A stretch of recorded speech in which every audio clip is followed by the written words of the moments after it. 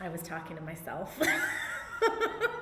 All right, let me rewind. Let me start over again. Hello. I hope that you guys are doing well and that you are, I forgot to unmute myself. That's always fun. Hope you're having a good day. I hope that you are getting a lot of rest in between these two holidays. And today we are doing our end of year party. We're going to play some trivia. And so if you have never done trivia with us before, you're going to follow the instructions down here at the bottom of the screen. You guys were very clear that you wanted to do a trivia live as much as you like the polls. You guys told me very clearly that you wanted to do this again. So we are back with trivia, and today we're going to do 2 rounds of trivia. That is our first round of trivia. And we are giving away one of my favorite things to re-up on and get new ones is my planner. This planner is from a company called Freedom Mastery. It's phenomenal. It's a really, really great tool to start the new year.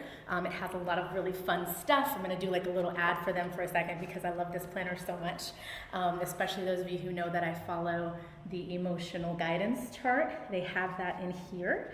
And it's just really, really great tool to keep you on track for whatever you're planning to do for your new year, whatever your desires, your intentions, and then making sure that they actually happen, which is the hardest part.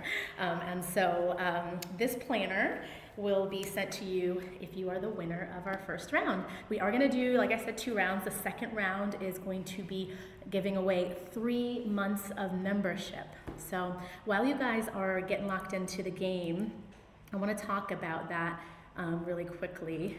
There we go. All right, I want to talk about that really quickly and just make sure, I'm on the wrong comments. There we are. Hello. Hi, Mohammed. Good to hear. Good to so sorry for the audio trouble. Thank you for that. I was deep into talking to myself on mute that I didn't see the messages coming through. So thank you for letting me know that my audio is not working well. If you guys want to join trivia, I want to talk quickly about what is happening over here and what's going on in the new year. So I'm really excited to share with you guys. Now, I just mentioned that we have that second round of trivia that we're giving away 3 months of membership for Inlera University. So we have been deep in moving platforms, moving from one system that managed our courses to another one, and we're wrapping that up right now. And so those of you who have membership, you'll be getting some announcements to get your new logins and things for the new platform. And if you don't have membership yet, then you probably have no idea what I'm talking about, but we have a new site that's going to be going up fully live on January 1st. And so you'll have access to the courses. They'll also have the community pages there, and one of the things that is going to be really supportive with that tool is that we actually have more, I would say, utility with communicating with you guys. It's a little bit more useful to have more support in the ways that you might need it. You can pop in and just book another call if you need a call with myself or any of the other coaches. That's the other thing that's shifting, is you will also see our other coaches. And so faces that you already know, and then a couple of new faces perhaps. coaches that are teaching medical billing and healthcare administration, which you guys have know of Felicia already if you've been here for a little while, and Tamika for medical billing. And then we also have some folks that are going to be supporting you in the areas of marketing for my billing business folks, and people that are going to be helping you with healthcare leadership. And so that the leadership conversations that we've had with Renee is a great example of that, as well as Felicia, because Felicia is a healthcare leader, though she does guide and provide a lot of guidance to folks that are working on the front end because of her experience there. We have a lot of folks that you'll be able to connect with there in the new platform. And so I am looking on here to see, I have one person in our game. So I need a couple more folks to join the game. I'm gonna share this other screen so that it stops scrolling. And there we go. Hello, Jenga-san.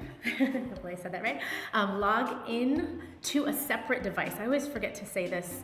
It's been a while since we've done trivia like this, but basically you're going to want to log into a separate device. If you don't log into, meaning like if you have an iPad or a computer or something handy, or another phone handy, then you'll have the ability to stay here with us live and get on the Kahoot as well. And so Kahoot is, if you've never played it before, it's a really easy to use tool. We expanded the questions to be a little longer, not the questions, but the time for the questions to be a little longer, because in the past, sometimes the apps move at a different speed than the web version of it.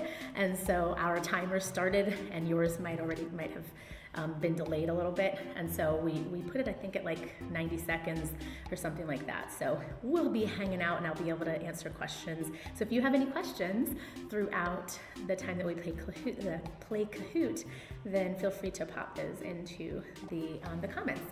So all right.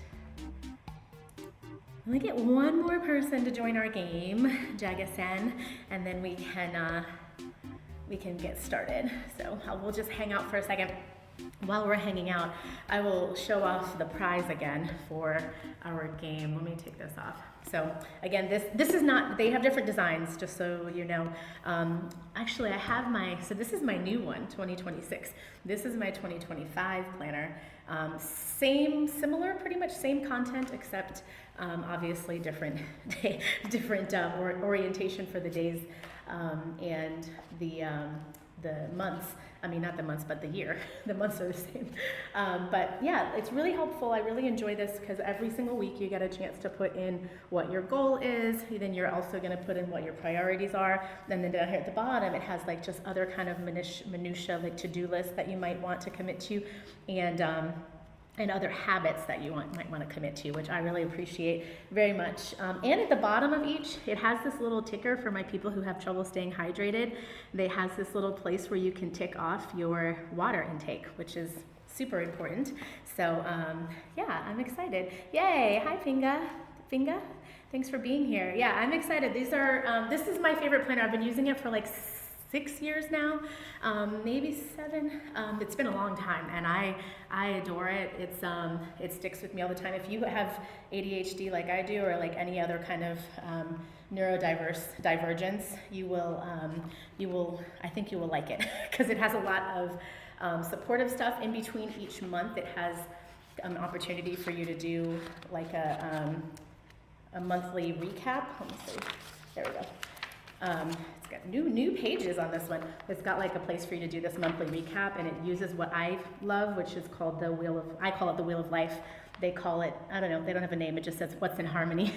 But this basically talks about your different areas of your life and different questions for reflection, and that happens over like the end of every month. So like I said, it was a really great place to start your new year out, especially if you've had trouble with kind of following through on your own personal commitments. So let me check on the game and see if we have somebody. No one else has joined us yet. All right, so anybody, if you are just coming in, we would love to have you join this trivia game. I feel like Jaga-san, you're here, so we should still play if you're hanging out there with us. I am going to, let's see, if you join the game, each round has 10 questions. If you joined a little later, oh great, we have someone else. If you joined it a little later, you can still play trivia while we're live. I feel like oftentimes people will watch our old recordings of trivia and want to still play. We have people that ask questions. Like, you can't really play after we've already played it live, but you can't play, say, as a participant on the screen, but you can totally put your answers in the comments. I know a lot of people do that already. So, all right, let's start this game. And like I said, if you guys join later, you can still, I can't see my other screen at the same time, so I'm gonna try to, there we go. I forgot to bring my second screen. There it is. All right, it's counting down for us. Okay, so we've got 1 of 10 questions. What is the primary goal of insurance eligibility verification? We got red says to estimate the patient's bill. Blue is to confirm active coverage on the date of service. Yellow or orange, we always argue which one, what color that is, to submit claims faster. And green to collect the deductible. So you're just gonna select your answer, and the timer is still going off. So like I said, if you are joining this game later, there are 10 questions, and it doesn't actually, what's the word, like penalize you for the answering a little bit later. You still get the opportunity to make up for that, because it's actually there's 2 types of versions of how they do the point system in this. It's, oh, the answer's already there, cool. So it gives us the speed and the accuracy is what counts for both. So whoever goes the fastest and knows the right answer. So yes, you guys all got it right, to confirm active coverage on the date of service. So there's varying levels of questions in this. So in this one, this particular quiz, we're gonna be talking a little bit more related to combination of billing and front end, for front end of the revenue cycle. But I'm glad that you guys are starting out strong. Let's get to the next question. Okay, that's our leaderboard. Okay, so as I told you guys before, so even though you guys all answered the question and got it right, you guys have different scores because of the speed at which you answered the question. All right, so let's go to the next. Which front-end error most commonly leads to claim denials? Which front-end error most commonly leads to claim denials? Red is incorrect CPT code, blue is missing modifier, yellow, we'll go with today, is incorrect patient demographics, and green is late charge entry.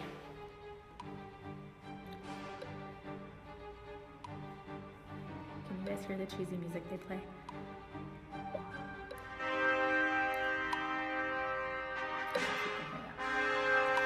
Sounds like it's a very daring game.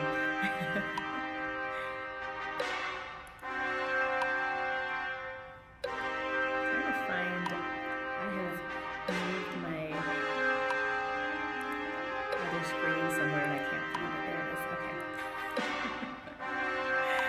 Okay. All right, so when everybody is playing, answers the question, it will automatically end. So right now the timer is still at 30 seconds. Nice. All right.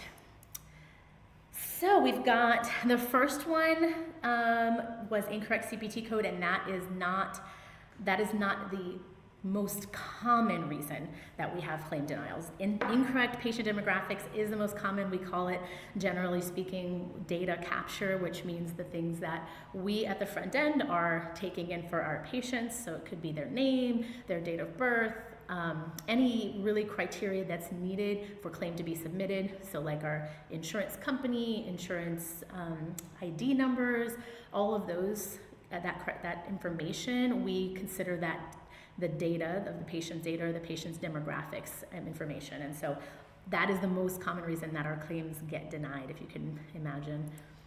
Basically human error. Let's check the leaderboard. All right, Jaga-san, you're fast. Look at you. All right, Mel Fabulous during the game. Very nice.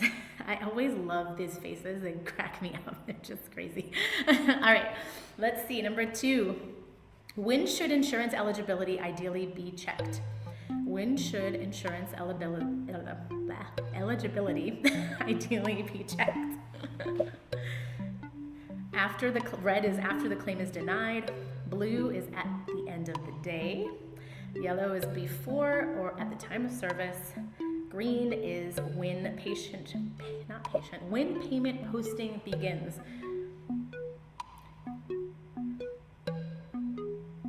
guys hear the music?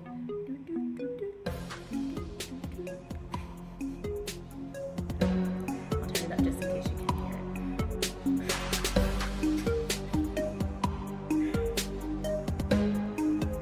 it. If you're just joining, you can still come on the game. The pin is running across the scroll below, and it's at the bottom underneath the questions as well. You can still join the game. But remember, use a separate device. That way you can still hear my explanations of what makes an accurate, correct question.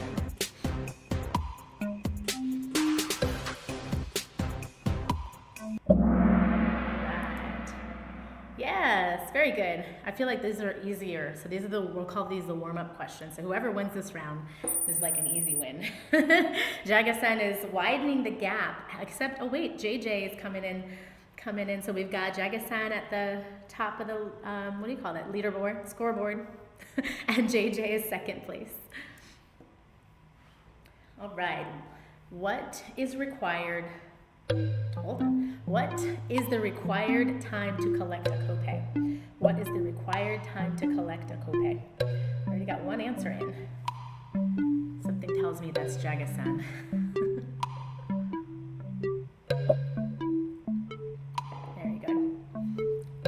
After the insurance company process, the claim is red, blue is at the patient checkout, yellow is when the patient statement is mailed, and green is at the time of service.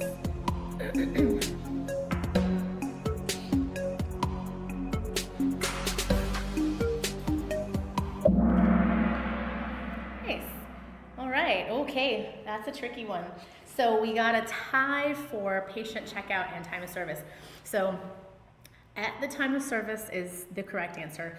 Checkout is not always the best time because things can shift and happen during a visit. The patient is already scheduled for a particular visit type. We'll just say, let's say it's for they're going in for a checkup, just a general exam, right? We already know what that copayment is for the provider that we are, the provider of service that we are. So if we are a specialist office or primary care provider's office, we already know what that patient's the expected amount is that is to be collected for their copay. Now, if it is, let's say, a co-insurance and the provider goes from doing an exam to then recommending some other kinds of procedures that take place in office that day, yes, at checkout, we can do those. We can collect for those co-insurances, which is the percentage that is the patient's going to be responsible for. It's not a flat amount. Our copay is a flat amount that's dictated by our insurance company depending upon the type of service provider. So it could be, again, different for our primary and our specialist copays. And sometimes people have different varying copays depending on the office that you're working in, but or the facility that you're working in. But most of the time you get two different kinds of copayments that are going to be listed on our patient's plan. So you're going to collect that before the patient goes back, ideally, at the time of service. That's the typical language that we use to refer to when we're going to collect it, is when we know we're going to be providing a service to our patients. I have lost my... There we go. Okay. All right, let's check this leaderboard out. Ooh, we got Mel jump in the list. So Jaga-san, you just widened the gap pretty big there. So JJ, you got to make sure you get those fingers ready for the next question so that you can try to catch back up to Jaga-san. All right, next question. Which document explains what the insurance paid and what the patient may owe? Which document explains what the insurance paid and what the patient may owe? Red is CMS 1500, blue is CMS 1550, yellow is EOB, and green is EFT. There's a lot of healthcare terms in this one. Whoa, that was way too fast. You guys all knew the right knew the right answer, so I'm happy to hear that. So just for the sake of explanation, EOB, or could be our ERA, which is our electronic version of our EOBs. However, we oftentimes use this term EOB or ERA, but it's actually, the EOB is also the document that the patient receives. and that is the name for what the patient receives. What we receive, when we call it an EOB, it's actually called a remittance advice. And so we call it affectionately EOB, but technically speaking, what the patient receives is their explanation of their benefits, right? They're getting a breakdown of what their benefits are or have been applied to a particular doctor's claim and visit. All right. Oops. Oh shoot, you guys! I just clicked. I double clicked. I don't know how to go back. Sorry. I hope that you guys. Let's just read this. What is the prior authorization? Insurance agrees to pay the claim automatically. Approval is required before certain services are performed. The patient has met their deductible, and the provider is credentialed. Those are our answers. So sorry, I completely clicked that button too hard and double-clicked it by mistake. So I clicked right on past our leaderboard during the last round. But I'm hoping that you guys clicked your answers quickly and shortened the gap. We'll find out at the end of this question. Nice. All right. Prior authorization, yes, the approval that's required before certain procedures are performed.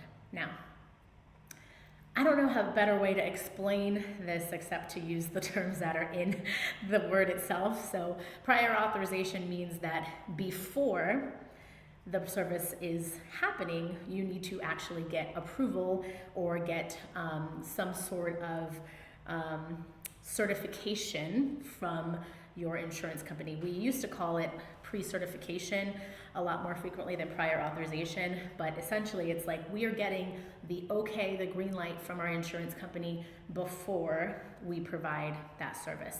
It's not required for all patients and it's not required for all services. It's something that the insurance plan dictates, so providers that might be performing certain types of specialized exams or procedures, they need to do the verifications to ensure that they're clear whether this is required. Because without prior authorization, what do we know? We won't get paid, likely. So I am going to not click that twice, one time.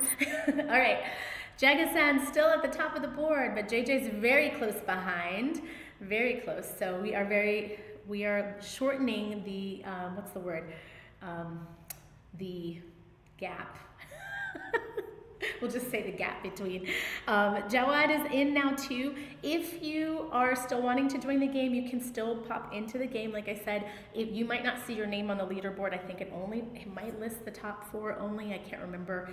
But we will, if you start jumping in the list, you will show up on this leaderboard. So let's get to this next question. We are on question number 7. Which front desk action directly impacts days in AR? Which front desk action directly impacts days in AR? So you have to know what that means first. Red is appointment reminders. Blue says staff scheduling. Yellow says clinical documentation. Green says accurate insurance entry. Which directly impacts days in AR? The music got really hip. I don't know if can you guys hear the music?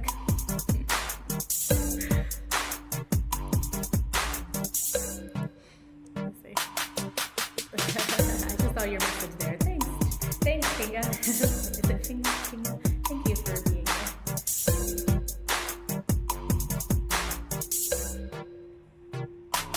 All right. Got a little slowness on the responses. I wonder what questions are coming up for you. Do you know what days in AR means? Ooh, all right. Everyone got it correct. So, days in AR stands for days in accounts receivable. And that is the time frame in which, really the speed in which our claim is being processed by the insurance company, perhaps, or really until the balance is resolved. So it may not be from insurance, it could potentially be from a patient depending on the style of your practice, but essentially it is the days that that particular claim or data service is outstanding. And we're talking about our front desk impacting things Yes, the scheduling matters. Yes, the appointment reminders matter because that is what kicks off the revenue cycle. Documentation, yes, is vital, but at the end of the day, the thing that impacts directly from the front desk is the accuracy of the insurance information that they've put in, because if they put in the wrong information to, let's say it's a Cigna plan and they put in Aetna or United Healthcare, whatever other insurance company as the active plan, the claim gets kicked back, then it gets rejected or denied, and we have to spend time trying to recover what the accurate information is, which delays potentially the number, it increases the days in AR and delays the speed in which our claim is reimbursed or processed. So I hope that makes sense. Just for my folks who didn't know what days in AR is, I want to make sure that you know. Let's see. All right, Jaga-san, still at the top of the list. Hi, Sha, welcome to the leaderboard. Glad that you made it. JJ is making a comeback with 3 in a row, it says at the bottom here. Way to go. Okay, we've got, I think, number 8, 9, and 10. So technically 3 more questions, is that right? I always mess it up when we're counting. What happens if the insurance is inactive on the date of service? What happens if the insurance is inactive on the date of service? Claim is red is the claim is paid at a lower rate. Blue is the claim is delayed and paid. Yellow, the claim is denied. And green, the patient balance is automatically Music is so funny. Feels very intense over here in this community game. Nice. All right. I'm trying to get back to my window so I can, okay, there we go. What if the insurance is inactive at the date of service? Okay, this one is possibly a little confusing because we're talking about a patient having a plan that is not active. So let's say a patient had an insurance plan with Aetna, but now the plan is no longer in effect, which means the patient is not covered at the time that we send our claim in. So when the plan is not active and there is no coverage at that time, the insurance company will flat out deny the claim. The claim will not be delayed and paid. When we say delayed, that means typically, right, we're still expecting the claim to have gone through and maybe just slower in reimbursement.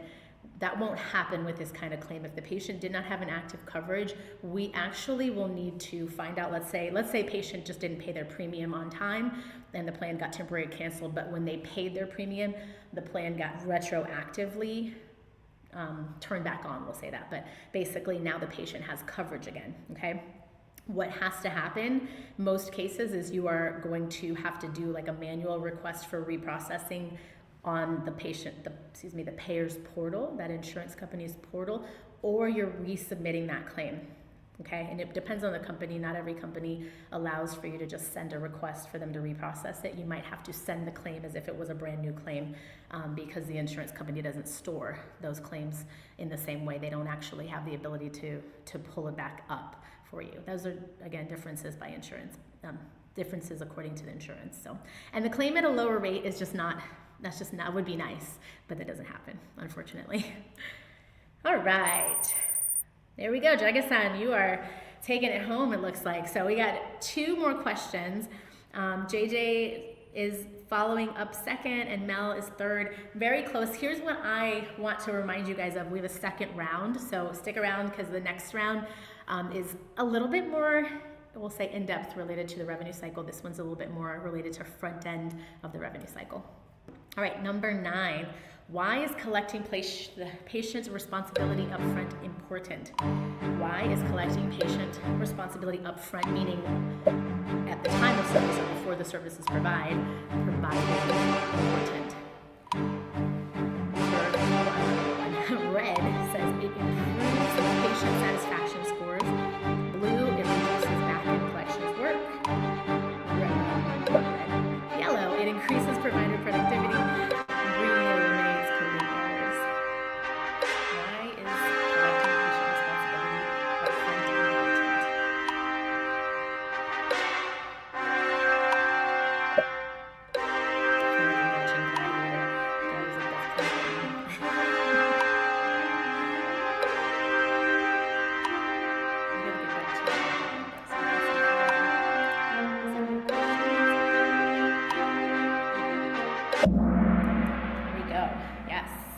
wow, even distribution. Okay, so I think I really like the answer that improves patient satisfaction scores. I wish that was the reason, because at the end of the day, when a patient doesn't have to receive a statement in the mail, we're all happy, right? Both the patient and the practice. But that's not the reason. It is because it reduces what we have to do related to collecting the balance. Because if the patient is not, we don't collect even any money towards coinsurance or deductible, and the patient now has a much larger responsibility, it is more difficult to collect, which means that you're highly unlikely to receive. It's like 70% of patient statements go unpaid. So we're really at a risk of not even getting, potentially not getting that amount at all, or we're investing a lot more time and effort in collection efforts, and that is very costly for organizations. So we want to reduce that as much as possible. Yeah, it was good. It's a good, I will say, attempt at questions, at the answers of the questions. But let's see the leaderboard. Here we go. All right, Jaga-san, very good. Okay, Jaga-san still up at the top. We got JJ, Mel, Fabulous. Those are our top 3. We have one more question. Last question. I'm gonna hit next now. Which role is most often considered the gatekeeper of the revenue cycle? Which role is most often considered the gatekeeper of the revenue cycle? Red is medical coder, blue is billing specialist, yellow is practice manager, green is front desk office staff. Front desk staff. I just made up something.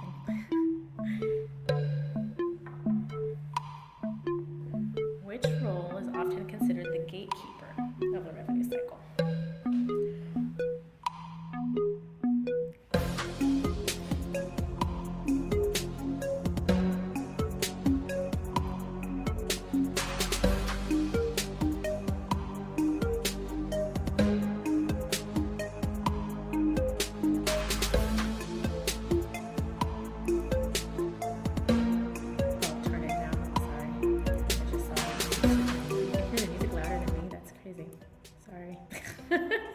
Sorry. There we go. Just reading messages from the team in the back. All right. Which role is most often considered the gatekeeper? Is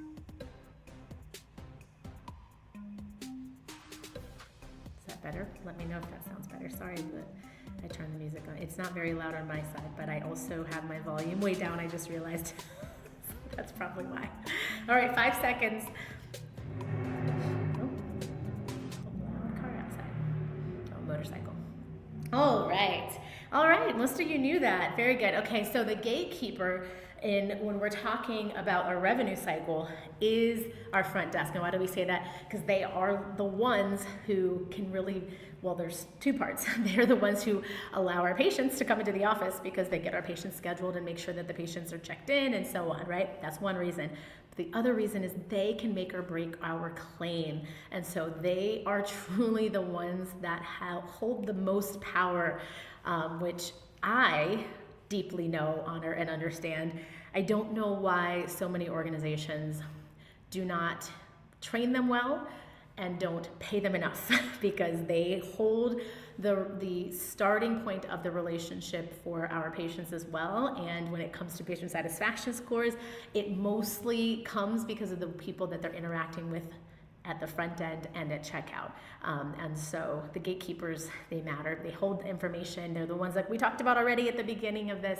They are also the ones that can cause lots of issues with our claims and delay our claims or get our claims denied.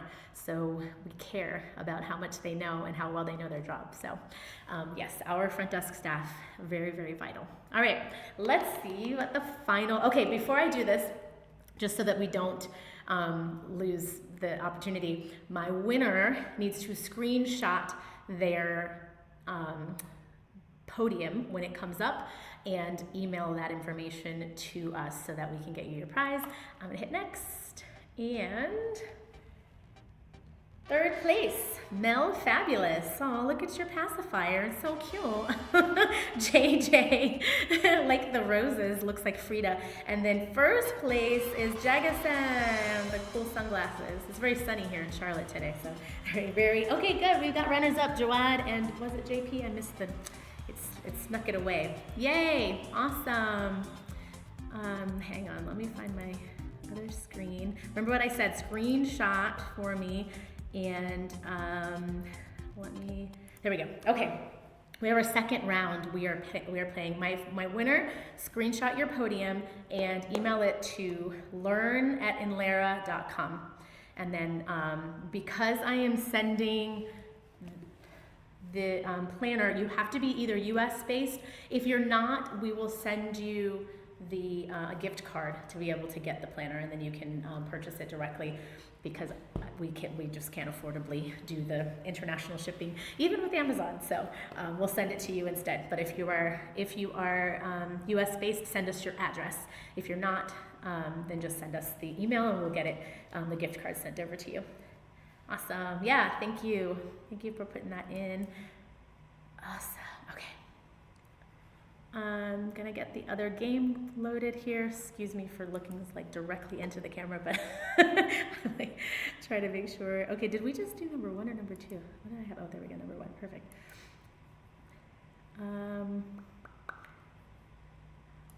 See, there it is.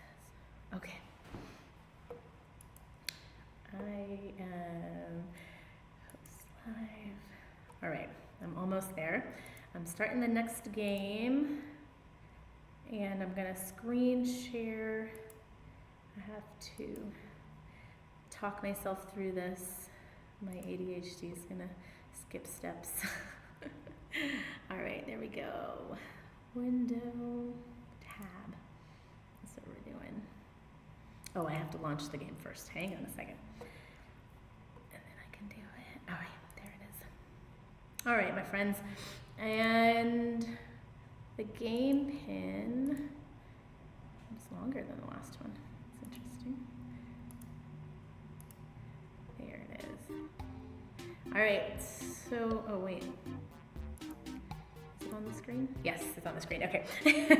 All right, so, and Melanie's gonna put it there for us. Oh, I'm sorry, I have the scroll going, probably messing you guys up, so ignore that little ticker down there. This is the new one, so go to your app or kahoot.it, and then you're gonna put that game pin in. If you have the other device with you, like right next to you, and it has a camera, you can just scan that QR code. That will get you directly to it. And while that's happening, oh, thank you. I will do that. I'll update the code on the little ticker too. 167. Oops. My keyboard went to sleep. There we go. All right. 1679474. There we go. All right. So it is running, and while you guys are getting connected, I am going to double check my list because I know there was like 1 or 2 other things that I wanted to share with you guys today. Oh, so 2 really important things. I mentioned already about the new coaches. So we've got new coaches coming. We have the new site that's launching. When that new site comes up, it's already up in inlerauniversity.com. But when we have our calendars up there for booking, you'll be able to book with any one of those coaches on like I said earlier, that's whether it's for like, you know, healthcare administration path or medical billing. If you aren't sure, you can book what's called a clarity call, so we can just kind of walk through with you possibilities and pathways. The other thing that's changing for this year, which I'm going to do a separate live stream specifically talking about the inner circle, but my folks who are in the world of medical billing business ownership or wanting to join us in medical billing business ownership or Well, I've had some folks ask me if they could join if they were more focused in credentialing or consulting. The answer is yes. There are just going to be some conversations that won't necessarily be relevant to you where you wouldn't join those types of labs, which are people that potentially are doing, doing things that are more deeply into the revenue cycle. A lot of our billing companies do credentialing and consulting as well, so there's definitely an opportunity for you to still gather information. But with that said, this year's Inner Circle is not going to function like it usually does, meaning we aren't going to start in January and require you to stay through just the year, because essentially in the past we've had a January to December start and stop, so we wouldn't let anybody in after that first month or so. We're going to be moving into more of a rolling schedule, so our groups for medical billing business ownership are going to be more open to people who are Inner Circle members. So like I said, I'll share more about that if you are someone who is in the billing business, either already in the billing business world or wanting to get into it. It will be a really great place for you to learn more about opportunities to get connected and be a part of those. They have their separate groups. We have our separate group calls. Each member gets one-on-one calls monthly with me, and we have all kinds of different opportunities for you guys to collaborate and learn and work on things together as well. So let's get this game going. Oh, the game, I was gonna say the winners, the prize, that is the word, for this round is a 90-day membership to Inlera University. And so 90 days is actually going to get you're going to have full mastery membership, which means you get access to all of the courses and all of the things that we have going on with Inlera University. The Inlera University meetups and other professional development things that take place as well. You'll be a part of all of those. So 90-day membership also gives you enough time to pretty much do all of the courses, depending on, of course, your schedule, but you'll have access to everything and have the opportunity to jump on any of the calls during that period and be a part of all the groups as well. So let me get back to that game window. I'm gonna start the game, and there it is. Make sure the volume isn't too high. Again, yeah. All right, number one, what does AR stand for in medical billing? Ooh, and if you were here as a part of the first round, you already know the answer to this question because I said it. What does AR stand for in medical billing? I forgot. I think this round I put, oh, very nice. I put 90 seconds or 2 minutes on the questions. So we might not need that much, so we'll see. All right, I'm going to check out our podium. Let's see. Oh, truly coming in strong. Hinga, SJ, so it's really tight. You guys see how close the numbers are? First question. Second question, speed matters. It's gonna start to widen the gap, all right? You guys are doing great to start though. Number two, what is a clean claim? What is a clean claim? Red says a claim submitted electronically. Blue says a claim paid within 30 days. Yellow says a claim with no errors. Okay, I like it. All right, well, there we go. You guys already answered it. I love it, hold on. Sorry guys, I feel like I'm getting a little bug, so my voice is my throat is very scratchy and dry, so send some healing vibes my way. So I'm gonna keep drinking my water a lot more than usual. Here we are. So claim with no errors that can be processed without delay is a clean claim. Amazing. And a claim paid within 30 days. I mean, our hope is that our claim gets paid within 30 days when it's a clean claim. But that's the right answer. So you guys did an amazing job. Let's see what the leaderboard looks like. Ooh, big shakeup. Very nice. All right, look how tight these two are. Truly and SJ are like neck and neck. All right, let's see. Number three. What is the industry benchmark goal for first pass acceptance?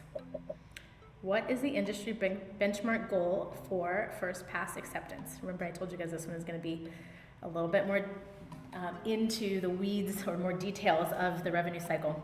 The best thing is if you have been watching the last, I believe, few videos that we've put up,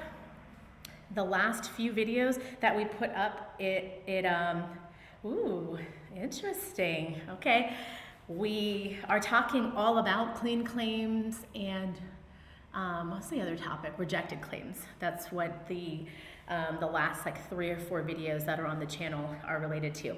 All right, so 85%, that's kind of low. I feel like it was a good guess though, but no, the benchmark, the recommended benchmark goal is 95% or higher. And so we got to work on your first pass acceptance. What does first pass acceptance rate mean? My friends who are in the billing world, I want to quiz you on that side question. I don't know if it's easy for you guys to get to the comments, but I'm going to ask that question, leave it out there, and then come back to it if you are able to answer.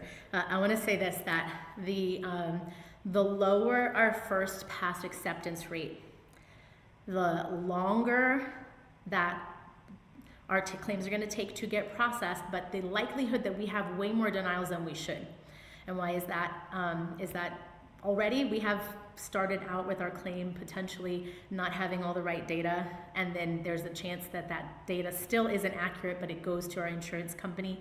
And when that claim gets to our insurance company, kicks back in our clearinghouse, whether from our clearinghouse or the insurance company's clearinghouse, as rejected, that rejection rate directly impacts kind of downstream. It's like we can get the claim through, but then the next stage when we get to potential adjudication, which is when our claim gets processed by the insurance company, at that stage, we then start to see the numbers jump higher. So if already we've got 15% of our claims that aren't getting through, that number is going to go even higher at the rate of denials. And so that's why we want the highest opportunity for our claims to be getting through, which means we're doing the best job. We need to be actually creating as many conditions for a clean claim, a claim that has all of the necessary information for processing before the claim hits our clearinghouse. That means that we have a sound workflow, right? That's evidence of a sound workflow. And again, once we see it get to the acceptance and it goes 15% of our claims are kicking back, that number is going to continue to increase, or that rate's going to continue to increase in our denial. So we have a high rejection rate and then a higher denial rate, which is just evidence of a kind of a broken workflow. All right, I was just checking to see if anybody answered the question, but I'm going to go ahead and share that first pass acceptance rate is essentially, that's the opportunity for our claims to actually go to our insurance company the very first time. So we talked about a clean claim in the last round of our game. When we have a clean claim, the claim gets to insurance company without issue the very first time that we send the claim. That rate is called that first pass acceptance rate, okay? That's the definition of our first pass acceptance rate. So again, we're going to try to get it out there with the cleanest possible claim so that we have less issues potentially on the back end. All right? When our claim gets rejected many times, just evidence that we need to fix stuff on the front end. All right, ready? Let's see the leaderboard. Did it not move? Oh, because everybody got it wrong. I forgot.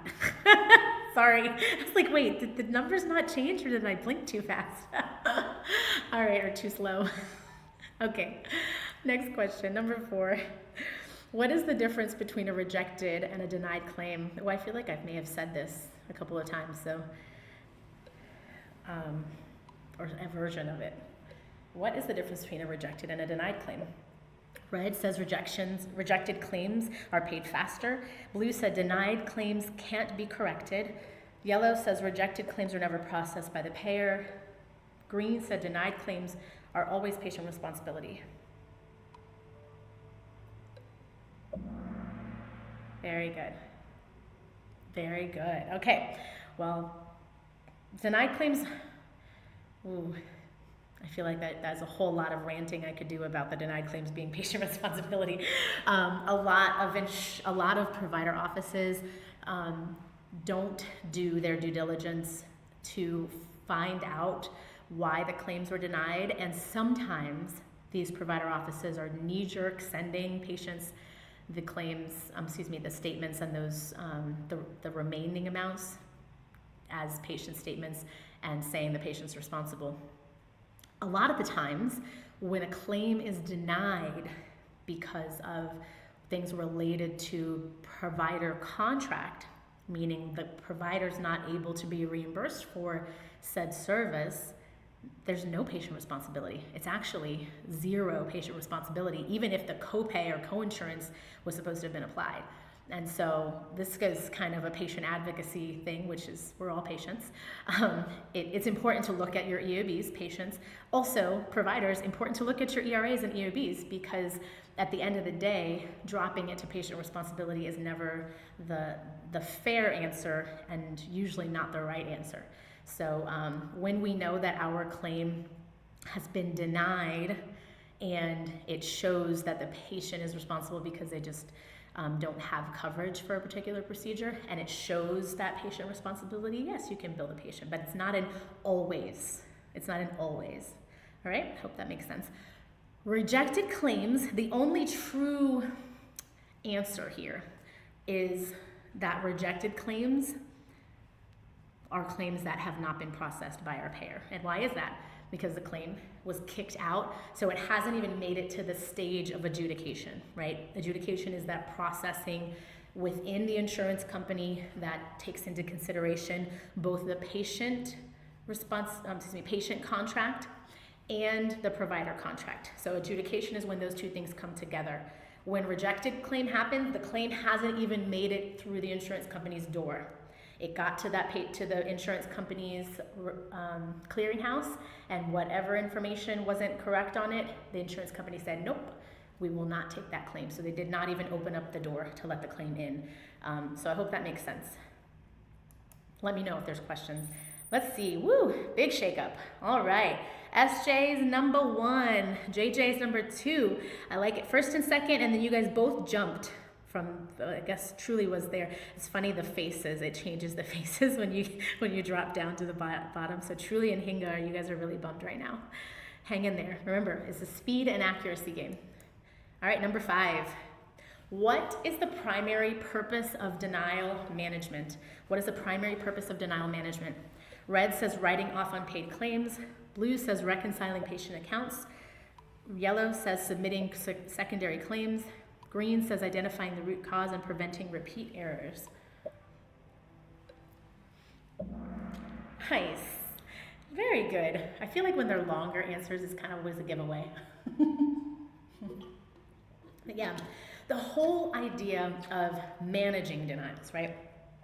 At the end of the day, we don't know whether a claim is supposed to have been paid or will be paid when we're managing denials, but if we're truly managing them, meaning we are organizing our denial information and making decisions about what needs to happen with a claim that was not reimbursed and was in turn denied, we are needing to also make a determination and hopefully discern whether or not there's something that is not happening correctly within our system, whether there needs to be something corrected or retrained to our staff, or perhaps there's a workflow that's broken, right? We are managing the denials by categorizing and saying, okay, yes, these things can be reviewed, maybe additional information provided, maybe the claim went out with incorrect information, needs to be corrected, right?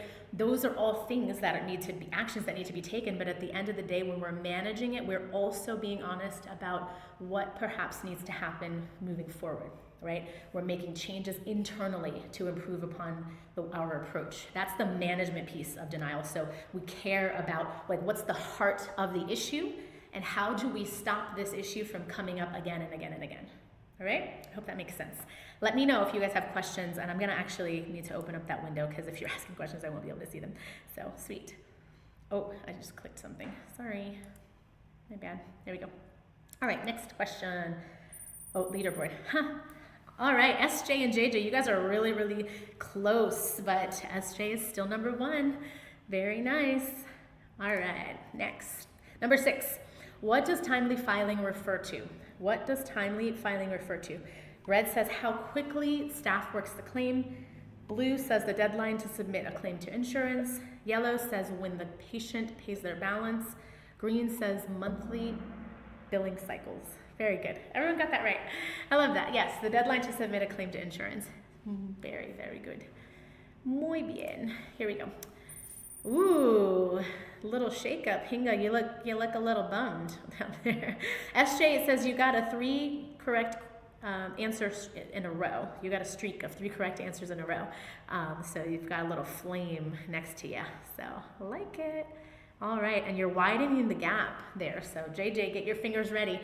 Okay, we're ready? Next, number 7. Which metric helps measure how efficiently revenue is collected? Which metric measures how efficiently revenue is collected? Red is patient no-show rate. Blue is charge lag. Yellow is days in AR. Green is gross charges. Right. These are revenue cycle terms. I was going to say these are difficult, but apparently not. Very good. Okay. So patient no-show rate has 0 to do with collection, so we know that's not right. Charge lag is actually a really vital KPI metric, right? Like we care about the tracking of our charge lag because what that means is essentially the speed in which the charges get put in and prepared to go on a claim. So charge lag actually really, really matters, but the most important and direct metric that helps us identify the efficiency of our revenue cycle is directly that days in AR, and we said that in the last round, right? It's the days in which the claim is outstanding for payment. So it's once the patient has that visit, claim is created, that ticker starts. So the number of days in which that visit happened to when the visit gets paid or the balance is resolved, that's our days in AR, okay? Gross charges is the total number of charges that are being billed. That really has nothing to do with efficiency. That is really just a measure of volume and what we call production. And so it just tells us how much is being generated in a particular period, whatever, if you're tracking a day or a week or a month. All right, very good, my friends. Scoreboard. Ooh, SJ, 4 correct answers in a row, and you have widened the gap, my friend. Officially 1,000 points away. Truly, JJ, you look so bummed. Oh, because you got knocked down. That's sorry. All right, let's go. Number 8. Why are claims older than 90 days a red flag? Why are claims older than 90 days a red flag? Red says they usually pay at a higher rate. Blue says they indicate slow patient payments only. Yellow is they are harder to collect and may become write-offs. Yes. I'm gonna stop reading because you guys already did it. Awesome. I feel like you guys are like master revenue cyclers. No, this is great. So yes, that's right. It is, they are very hard that indication that they are going to possibly be more difficult because once something is past 90 days, we are already contending with potential beyond timely filing limits.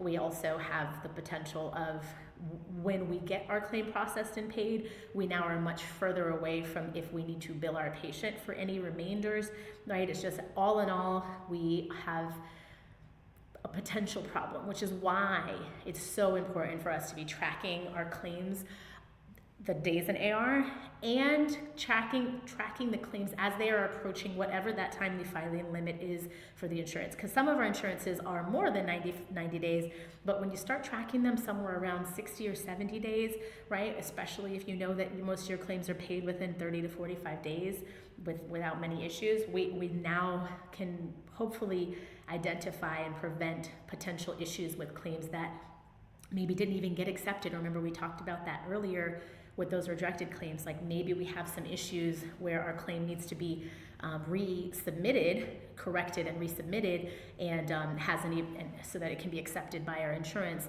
And if the claim hasn't even been accepted and we're right at 60 or 70 days, we're just so close to that 90 days timely filing. And if we send it after 90 days, we will not have any recourse for reimbursement unless there's a real appealable issue going on at your practice, and that's a whole other conversation we could talk about. But yeah, catastrophic issues like a flood or a hurricane or a tornado, things like that. All right. Ooh, all right. Truly very, very close. SJ has answered all 5 questions accurately. Where are we? We're going to question number 9. So 2 more questions. Number 9, what is underpayment?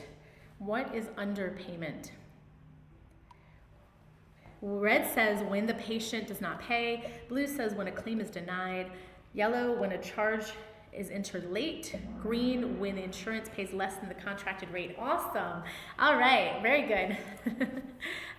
Scoreboard. Yay. All right, SJ's still there. There's a laughter emoji. That's funny. I've never seen that happen before. What does that mean? Are you laughing are you laughing at my joke? I hope you're laughing at my joke, Mel.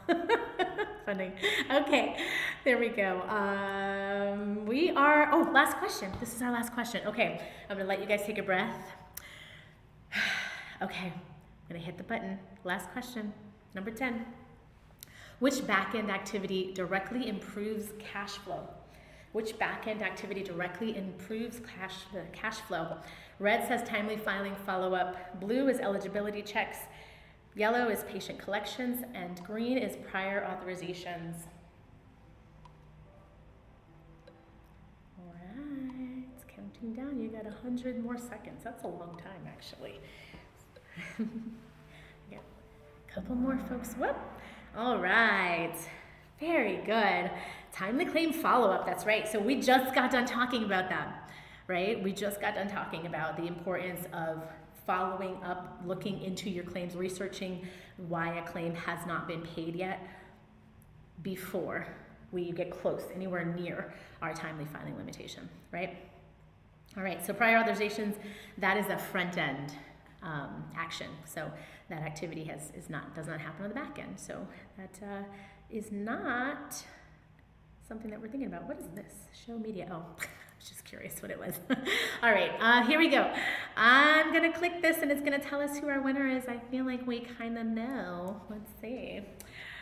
2025 wrap party number 2. JJ's in 3rd place. Way to go, JJ. 2nd place, Truly. 1st place, 8,600 points. SJ. Woo, woo, woo, woo. I love the confetti. It's my favorite.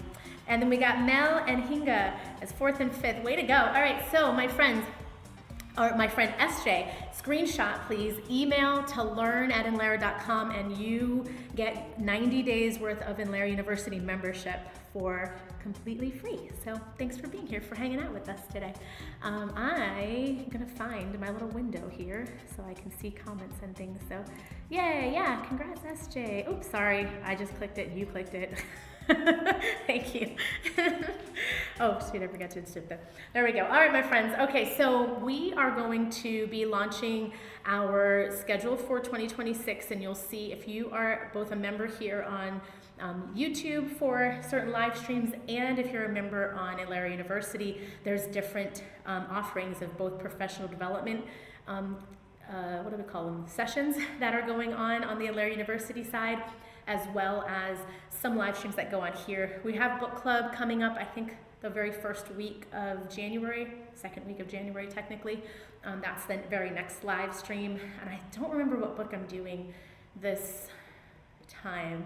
I feel like it's in my mind, but I actually want to change. There's another book I really want to do. There's another book that I want to change to, I think, for February, to this book called Deep Focus that I have been reading, researching lately, and I really like the book a lot. So I like the nuggets in the book, and so whenever that comes up, I'm always excited to share the wisdom with you guys, and it kind of is like itches at me when I want to get on here and share it with you.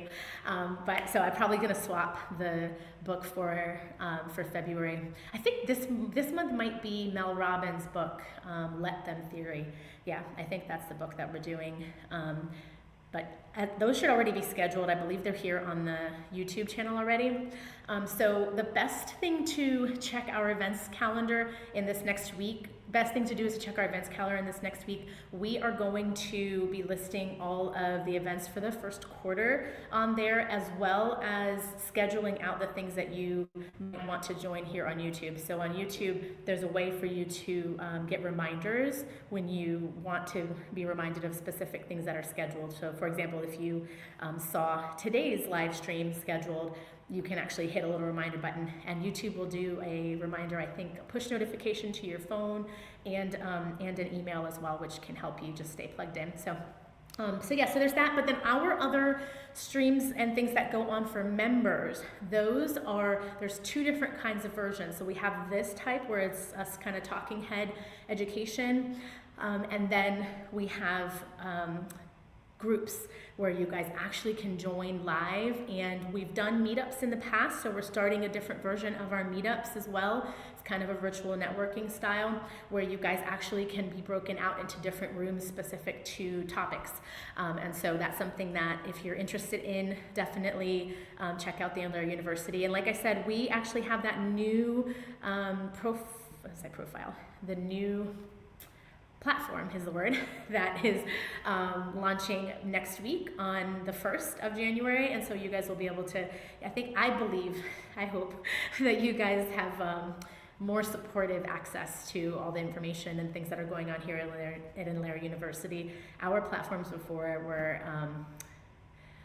a little annoying, we'll just say that. So, but I want to thank all of our members. If you are not a member already here on the channel, consider joining. You can do that with the link somewhere here underneath the video. I think it's a little button that says join. That is for YouTube membership. If you're interested in joining Inlera University, we have those links down there as well. The inlerauniversity.com link is the one that we're shifting to, and that's the one that has a new platform and all that too. Let me see. Oh yeah, thank you for putting that. All right, my friends, if you have other questions or things, put them in the comments. We will see you in the next video. Have a happy new year. Thank you so much for being here. Bye, friends.